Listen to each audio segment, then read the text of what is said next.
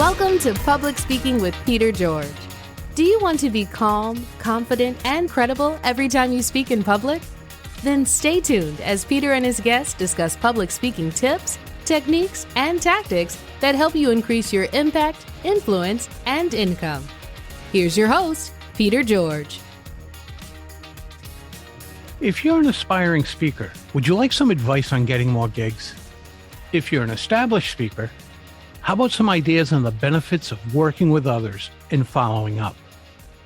If any of these topics sound good to you, stay tuned as I speak with Curt Tueffert. Curt is considered America's master sales motivator because of his high energy, enthusiastic audience presence, and knowledge of sales motivation. He understands that these traits can be combined to create the outcome required to be successful.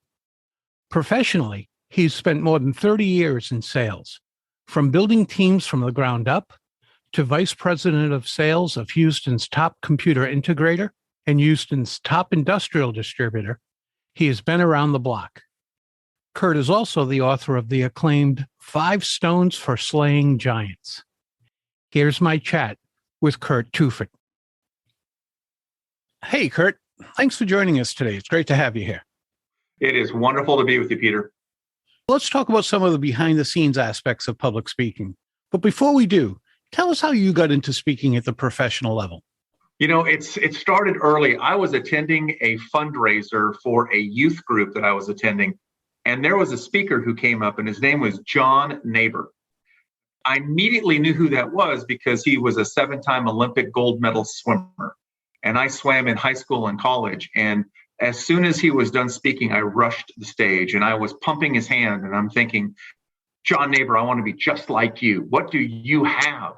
And he smiled and he was gracious and he said, Curt, I have a hook. What do you have? And I said, Mr. Neighbor, I don't know what a hook is. And he goes, I have 7 Olympic gold medals. Companies will pay me because of my achievements. What do you have? And I said, I got nothing. And he said, well, why don't you consider your major and change your major to speech communication and determine what your hook would be? Now, I was going into my 3rd year of my computer science major at one of the local colleges in Southern California. And I met with my counselor the next day and I said, I want to change from computer science to speech communication. And he thought that I must have bumped my head the night before because nobody does that. And I did. And I graduated cum laude with a 4.0 in both speech communication with a minor in computer science. And then I thought about his second request. John Neighbor's request was, you need a hook. Well, I just graduated college and I had no hook. So I began speaking to high schools about, is there life after high school? And then I expanded into colleges, is there life after college? And then someone told me about an organization called the National Speaker Organization, and they have local chapters all across the United States. So I was living in San Diego at the time, and I attended and joined the San Diego National Speakers Association, where I bumped into some phenomenal speakers who gave me as much advice as I could possibly take. Then I moved to Portland, Oregon, and joined that. And eventually I ended up speaking for a lot of rubber chicken at free events, whether they would be the Chamber of Commerce or anything of that nature, before I moved to Houston, Texas, and began speaking for fee. And that took a long and winding road into getting my professional speaking career. So what's your hook now? Well, my hook is I've got a book that I wrote many years ago called 5 Stones for Slaying Giants.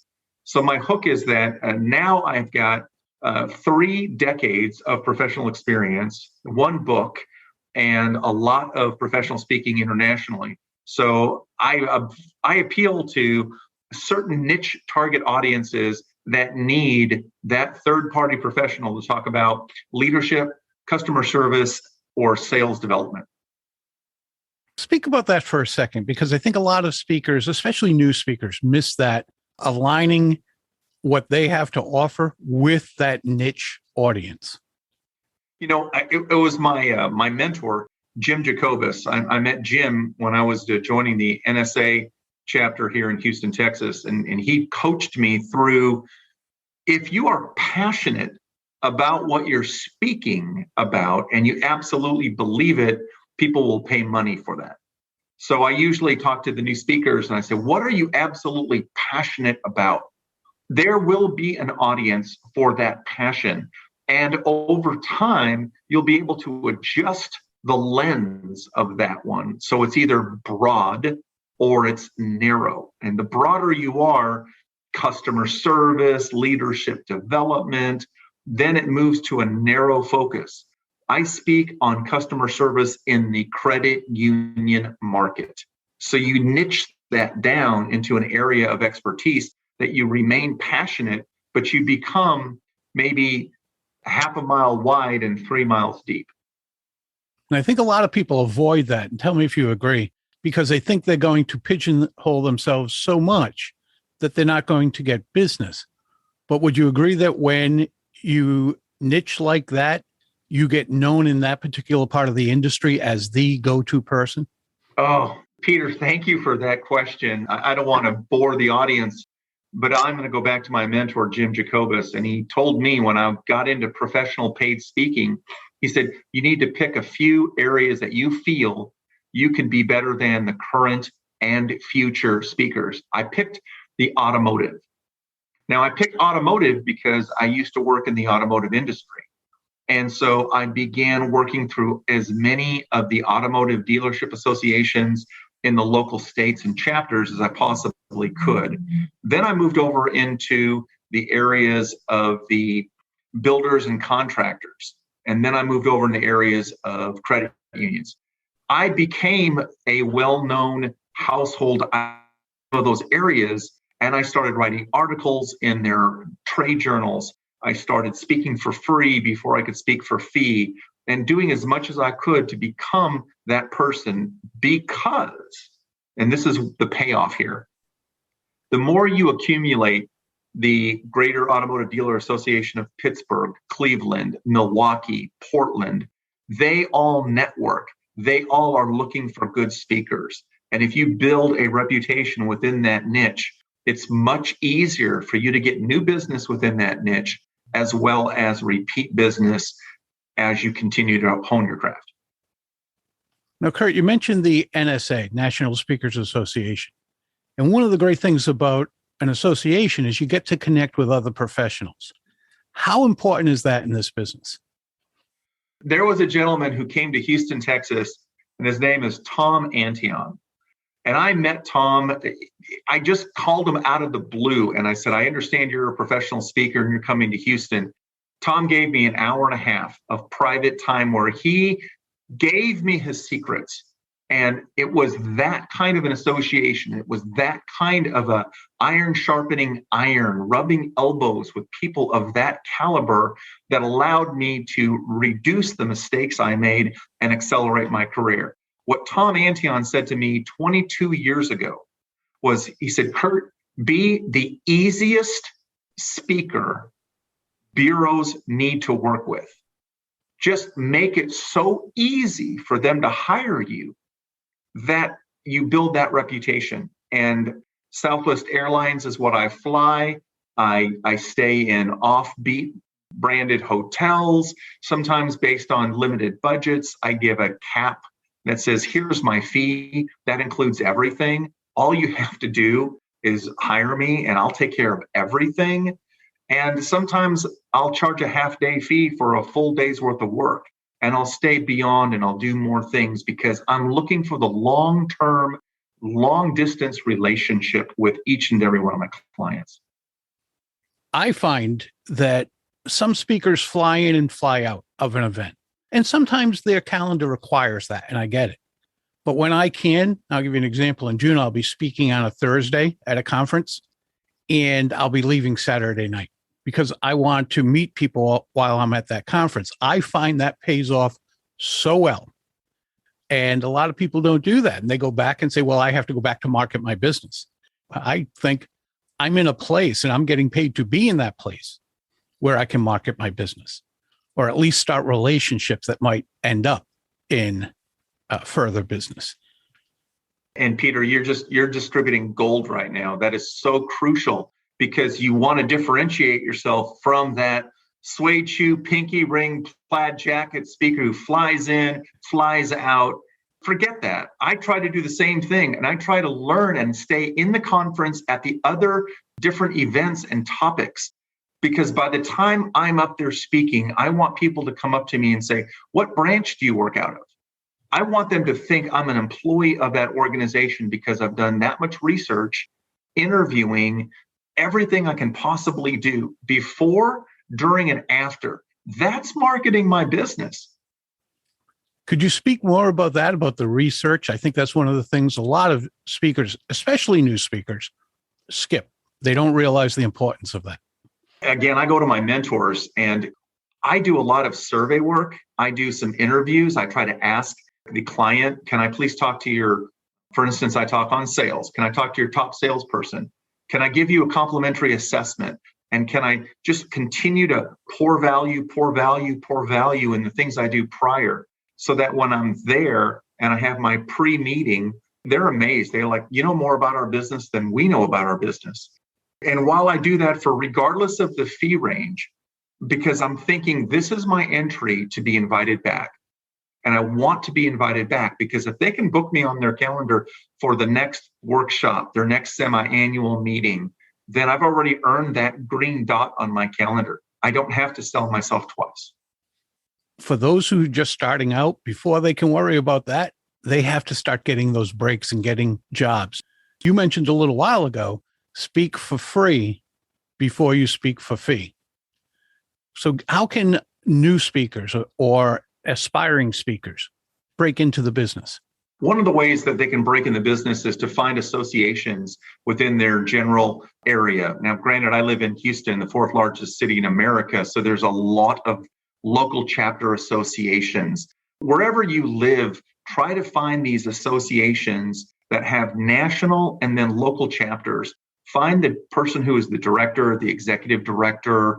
For me, I typically call their association and I say, hi, could you please direct me to the person responsible for hiring speakers? And I get to that person and I say, hey, Jim, Lisa, Alex, the reason I'm calling is I understand you're responsible for hiring speakers. My goal would be the opportunity to speak at your next meeting. And I might actually say, I don't actually charge for that. It's part of my unique sales structure where I would like the opportunity to speak for free. And it's a little bit off-putting, because a lot of people think if I don't pay you, I'm going to get junk. And of course, that's where salesmanship has to come in, where you've got to convince them that I've got some great material, and it just takes a couple of people, a couple of organizations that will give you a shot to speak for free, that you can then reference that. Wells Fargo, Bank of America, Jim's Automotive Association, local Houston Dental Association, whomever. And then once you accumulate some of those referrals, they don't need to know in the future that you spoke to them for free. You just need that emblem, that logo, that ability to say, I've spoken for this company, and this company. Local chambers of commerce was always my go-to. They loved having people come in because it adds value to their members. And then I would just continue that on. And again, my niche is sales, customer service, leadership. So those are pretty universal when it comes to getting a connection. There's a reason there's the old adage of the more you speak, the more you'll speak. I love that. That's great. I believe that. I think most people end up starting out for free. And once they get noticed, people speak to them, ask them to come to their event, their business. It can roll from there. But the more you speak, the more you'll speak. To your point, you can go to those free places. For instance, this reminded me of a lot of work I did early on with independent school districts, because independent school districts have teacher days, teacher association days, and they don't have a lot of money. And so you can go and speak for those people. And because you have a low entry fee, you might barter. I would like to trade a good reference for the opportunity to speak. And then on local colleges and universities, they have a lot of associations. And you can go on that as well. And you're trading and bartering some of that. And so it's a wonderful conversation. I'd like to speak for your organization. And in return, I would like a good recommendation if I've earned it. Well, what's your fee? My fee is a good recommendation. And sometimes people are like, well, that seems fair. I can do that. And it could be a wonderfully, maybe a little bit exaggerated and inflated recommendation. But if you just got another one and you start stringing these together, then the conversation changes to what's your fee? And then you have to determine, when I move from free to fee, what would that look like? And again, you have to test those markets, do a little bit of market research. You're not going to be the next Colin Powell, so you're not going to get those kind of engagement fees. But you'll get what you think you're going to get, and then you'll continue to climb that ladder of success upward. Now, what about people who are already in the business? What advice or coaching can you give to them? My biggest advice to people who are already in the business is marketing.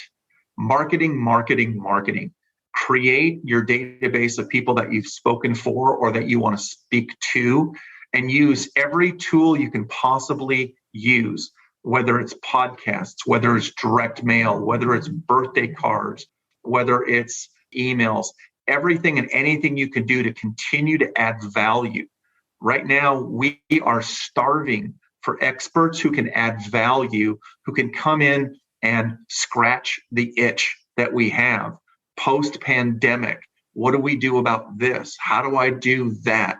Everything which is traditional is no longer traditional anymore. But if they don't know who you are because you stopped your marketing, you'll be starting at ground zero. I highly recommend all of my professional speaker friends to use all of these tools that are out there that are very limited in relationship to how much they cost, but go out there and do some powerful connecting with their audiences. When you speak about tools, one of the most important aspects of speaking is actually when you're done, and it's that following up. What tools do you use to follow up with people? Well, the fortune's in the follow-up, Peter. We love saying the fortune's in the follow-up. I am a power user of a company called Mailbox Power. Mailbox Power is a company out of Utah that is basically a service that you can send thank you cards, greeting cards, gifts, all of that, personalized, customized, one-off, on demand. So as soon as I'm in the middle of knowing that I'm going to speak, I'll send a postcard or a card to the people who are going to be there, who are part of the leadership committee. As soon as it's over, I'm sending custom brownies. I'll try to get a selfie with some of the decision makers, and that selfie goes on the front of the card. It goes on the water bottle. It goes on the coffee mug, and it's all about them, all about them. And then when they receive that in the mail, I know they do, because Mailbox Power gives me the United States Postal Service's tracking number. And then it's a purposeful follow-up. Hey, I just want to follow up to make sure you got my brownies. Wow, good brownies. Oh, yeah, that's wonderful. Hey, I would love to be considered for your next. And there it goes. You just moved it into a sales call. Funny how that works. Well, it's not that difficult if you're wowing them with something that has their name, their face, their logo, their company. It's never about you, always about them, and they remember that. And don't you think that's a great idea from when you book, or actually even when you're marketing to an organization, all the way through the research, all the way through the talk, and then all the way through the follow-up, that it's not about you. It's always about them. And you never know what kind of speakers they've had in the past. And no disrespect to anyone on this call who has been that speaker. We've all been that person at one time in our career, where we come across as a little bit high maintenance. We come across as a little bit prima donna. Once we get humility, and once we want to be the servant of our clients, I think they like that and they want us back. And that goes back to what I said about my one of my mentors, Tom Antion. I try to be that easy speaker and give them more. Back in the day, there was a cliche called a baker's dozen, where you got 13 instead of 12. Back in the day when I used to speak in Atlanta, Georgia, pull into a Krispy Kreme donut shop, and while you were waiting in line, they would hand you a donut. just to eat, just so this, these things that we once did, if we can incorporate some of that in the way we speak and the value that we add, even if we're speaking for free, no one else is doing that. We set ourselves apart. They remember us, and then they book us for their next event. I pride myself on being easy to work with. But while you were saying that, and you said, anybody listening, it came right to me. And I can remember one time, as a matter of fact, it was in Houston, and my wife was with me. And when I was done with that day, we were in the hotel room. She said, I wasn't sure who I was with, but it wasn't you. Oh. And I said, why are you saying that? And she said, you're normally go along to get along, making their lives easier. She said, you were such a prima donna today. It was embarrassing. And I had no clue that I was. And she said, you got to keep this top of mind. That's a great self-reflection, Peter, but it's also applicable to all of us on this call, because, we can't begin to believe our own press releases and, our fades, wipes, and transitions on our stock marketing videos and things of that nature. Right now, we've got jaded people in all 5 generations, from the early 20s to the late 60s. People are jaded. They're just not trusting. So it depends on what your topic is. If it's one of our business type topics, we have to be humble about how we come across. Sometimes if it's a topic on diversity or some of these other, where I'm not the expert, there are other experts. The more humble we can be, the more we can become that servant, the faster we can get the second, third, and fourth booking. Great advice. You've shared a lot of great advice today, and I really appreciate you joining us today. Where can our listeners get in contact with you and learn more about you and the services you provide and what you speak about? Absolutely. LinkedIn is the easiest place. There's only one Curt Tueffert on the entire planet, and I'm in LinkedIn with my first and last name. I'm sure that'll be somewhere where people can get to that one. That's the easiest way. I do post articles. I love email. I love people can shoot me an email from there and we can communicate. I have had the opportunity and privilege to work with a lot of up-and-comers that tried to get into this business, and I love their passion and would love to be able to help any way I can. I'm a big proponent in paying it forward. I appreciate that. So I'm sure people will go to LinkedIn, and it's great having a name that only you have. That's a huge bonus. Thanks so much for being here today, Curt. I really appreciate it. My pleasure. That's a wrap of another episode of Public Speaking with Peter George. Be sure to rate, review, and subscribe wherever you listen to your favorite podcast. Tune in Monday when you'll hear another episode of Public Speaking with Peter George, and again Thursday for your next episode of Quick Bites, public speaking tips and techniques you can digest in 5 minutes or less. Until next time, remember, when it comes to speaking in public, you've got this.